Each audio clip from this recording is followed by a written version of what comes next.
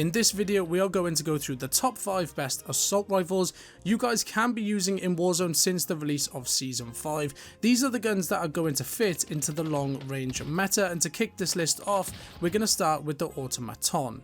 So in the muzzle slot, we're going to go for the MX silencer. The barrel is going to be the ZAC 600mm BFA.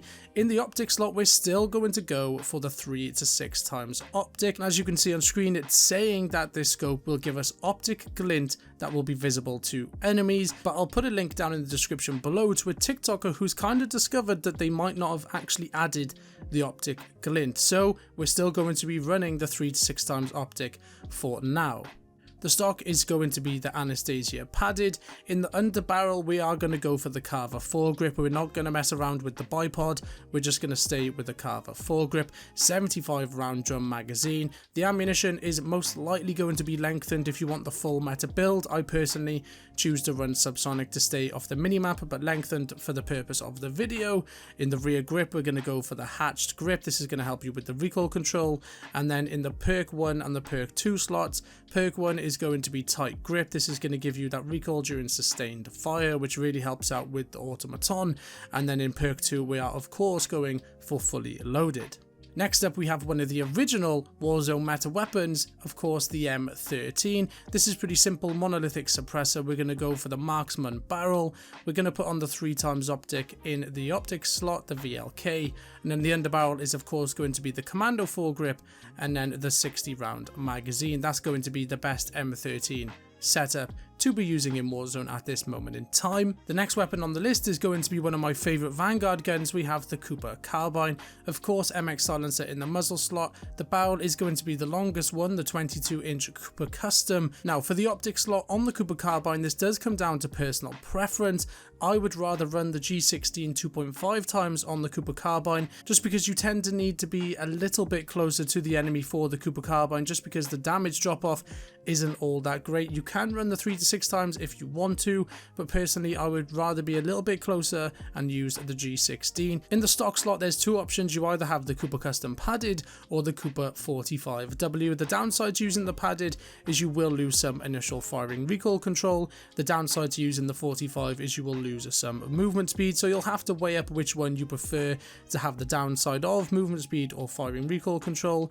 I personally would prefer to run the Cooper Custom padded because I'm going to put on an underbarrel that's going to help with recoil control anyway. So in that case, moving on to the underbarrel, I personally like to run the M1941 hand stop. This just feels really good when you're using the Cooper Custom.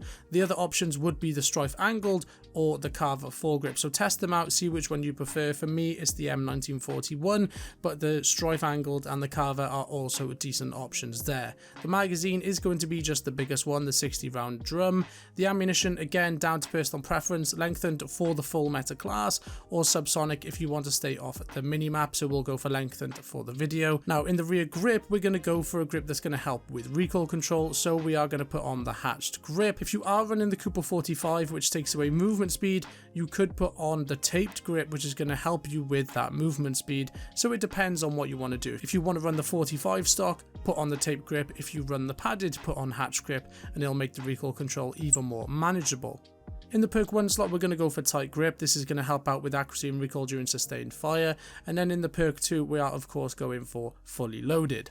Now you're probably not surprised to see this next gun on the list. We are of course bringing the Grau back into the mix since it had its recent buff in the Season 5 update. Monolithic suppressor in the muzzle. The barrel's going to be the Archangel. This is the one with that lovely iron sight that makes that gun super easy to use. Commando foregrip. The magazine's going to be the 60 round mags, and in the final slot you can either run the tac laser to help out with ADS speed if you don't want to run an optic. If you do want the optic, you can go for the VLK 3 times.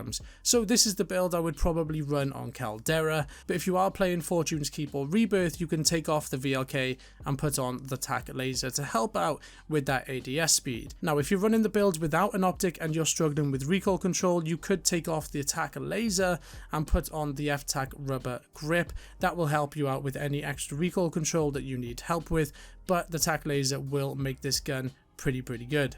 And then finally, saving the very best for last, we have of course the STG-44, one of the best guns to be using in Warzone at this moment in time. The MX silencer going to be in the muzzle slot, the barrel is going to be the VDD-760, the optic is going to be the G16. Now some guns just feel better with the G16. The 3 to 6 times on some guns like the Automaton or the STG just doesn't quite feel right, so that is why we're putting on the G16 there. The stock is going to be the VDD weighted. Now the STG only really has vertical recoil, so the two options are going to be the Carver foregrip or the M1941. The Carver foregrip is going to make this gun feel like an absolute laser beam, so we're going to go for that for this meta build. Now the STG is one of the only guns where you don't use the biggest magazine size. We're going to run the Gorenko 50 round mags, and that's because it's going to help us with recoil control, but it's also going to give us some extra fire rate as well. The ammunition slot, again, like all of these Vanguard guns, subsonic if you want to stay off the mini-map, but lengthened if you're running the full meta build.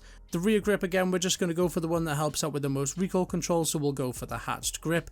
In the perk 1 slot, we're going to go for Nerves of Steel this time. That's going to help you with accuracy and recoil control while you're injured, only because there's not really many other options. You could go for Sleight of Hand if you wanted to help out with reload quickness, and Vital just isn't as good as it used to be anymore, so Nerves of Steel is going in perk 1, and then of course we are going to go for Fully Loaded in perk 2. And that's it, guys. Those are 5 of the best assault rifles you can be using in Warzone at this moment in time since they launched Season 5 Last Stand. If you enjoyed that video or you found it helpful, let me know by dropping a like on it down below. We are on the road to 1,000 subscribers, so big love to anyone who leaves a like or a comment on the video. I really appreciate it. Thanks for staying tuned to the video. As always, feel free to subscribe to the channel for all of the latest Call of Duty news, tips and tricks, how-tos, class setups, and much more.